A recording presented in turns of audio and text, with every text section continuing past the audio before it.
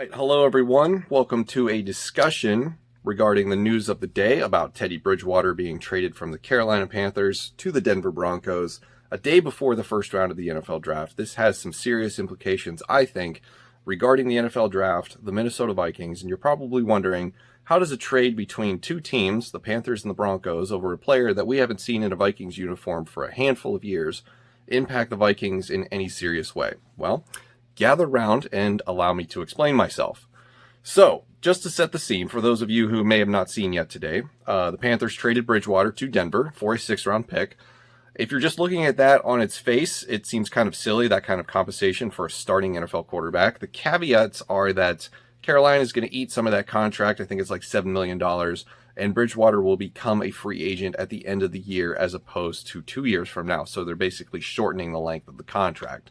And overall, I believe we all saw this coming. You know, the team gave him the ability to request a trade or explore for a trade opportunity after they brought in Sam Darnold from the New York Jets. So that is what happened today. How does this impact what could happen tomorrow? Well, there's a couple things that we have to talk about. Number one, the big fulcrum in all of this is George Paton. He is the new general manager for the Denver Broncos this year, and he has made a trade for Teddy Bridgewater to take over, who I think is going to take over for Drew Lock, right? They can throw all these words around about competition and bringing in a veteran guy and all this other stuff. We all know that Drew Lock was on his way out just because of the tea leaves surrounding this offseason. So maybe they have a competition, maybe they don't. I think Bridgewater will probably come in as the de facto starter. I don't see him being in a backup role in this situation, especially when Drew Lock is the incumbent.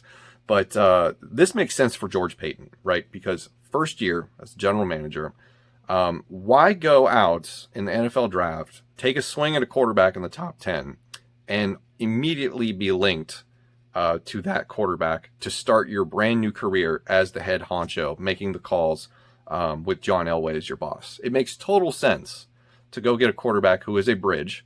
Now, I'm not really for this idea. It makes sense for him. I think you should definitely take a stab at drafting a quarterback, but it makes sense in his circumstance because he's fresh on the scene. It's his first year, you know, and in a lot of situations in the past, we have seen the evidence where a general manager is linked to the quarterback that he drafts, and if it doesn't go well, usually doesn't go well for them either. There's a regime change or something sours in the organization, and it all falls apart. So this makes sense.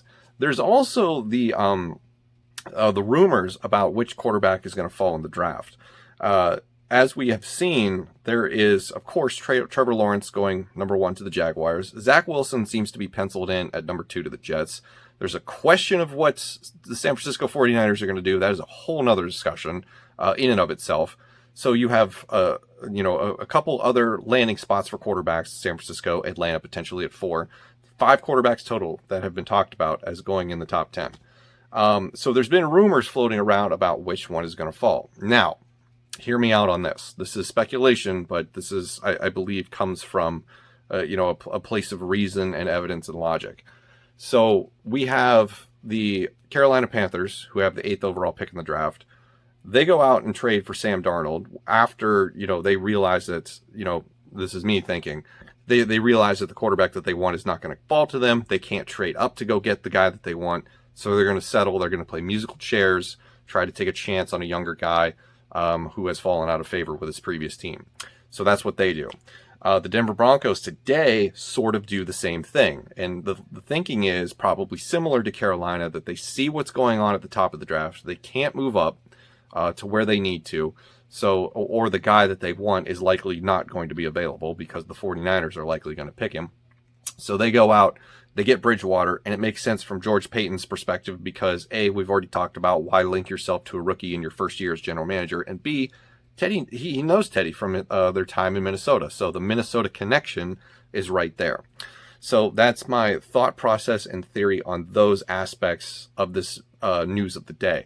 How does this affect the draft, and how does this affect the Minnesota Vikings? Well, we've already sort of talked about how this affects the draft. They don't see the quarterbacks who that they want are going to fall or be in a position where they can trade up to go get them. So I think that this means, and I could be wrong, but I think that this means the rumors about Justin Fields falling in the draft are bullshit. And I've said this for days now. I've been pounding the table for Justin Fields. I don't think it's going to happen. I think he is going, if not number 3 to the San Francisco 49ers, number 4 to the Atlanta Falcons. I think that is definitely on the table.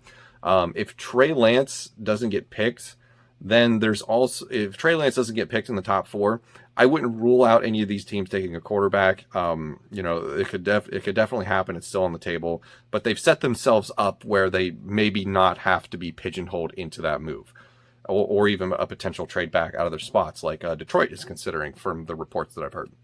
How this affects the Vikings? Well, let's pretend I'm wrong and Justin Fields does slide out of the top 4, and Cincinnati's not going to pick him. Miami's not going to pick him. Detroit likely is not going to pick him. They have the Jared Goff situation that they now have to deal with. Plus, they need playmakers all over that roster. They're probably going to trade down to get more draft capital because they just don't have a lot this year, period. And then you run into the situation after the Lions at 7, Panthers at 8. They have Sam Darnold now. Denver at 9. Well, they now have Teddy Bridgewater. And then you have the Cowboys. You have Dak Prescott. You have, who's at 11? New York Giants have Daniel Jones. The Eagles, potential quarterback landing spot. That's, that could be done. So you have to jump in front of the Eagles. That's what you got to do if one of these quarterbacks falls. And let's pretend it's Justin Fields. The Vikings could trade up with the Denver Broncos for the number 9 overall selection. And the reason that I picked them is because of the Minnesota connection. George Paton, Rick Spielman, you've probably already heard this or you saw it coming a mile away, right? Is it within the realm of possibility that this happens? Yeah, of course. Is it likely to happen because we know how Rick Spielman is, we know how Mike Zimmer is, and we know how the Vikings are? Yeah, I would say don't get your hopes up. This is just fun, reckless speculation that you could possibly point, to a few logical inputs and derive this outcome from that isn't total fantasy because of George Paton, relationships with Rick Spielman and Mike Zimmer, and the fact that they went out, made this move today to bring in Teddy Bridgewater, who I think will probably take over this season as the starting quarterback for the Denver Broncos. And if it's all chalk and nothing happens at all, I think the Broncos are likely going linebacker anyway.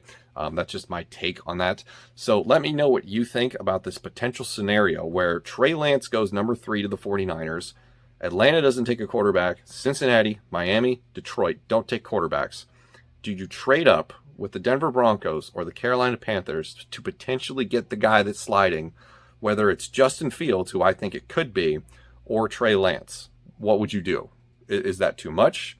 Let me know what you think in the comments below. That's sort of my whole take on the situation, so I'm excited to see how it plays out tomorrow. And so thank you for watching, and I will see you in the next one.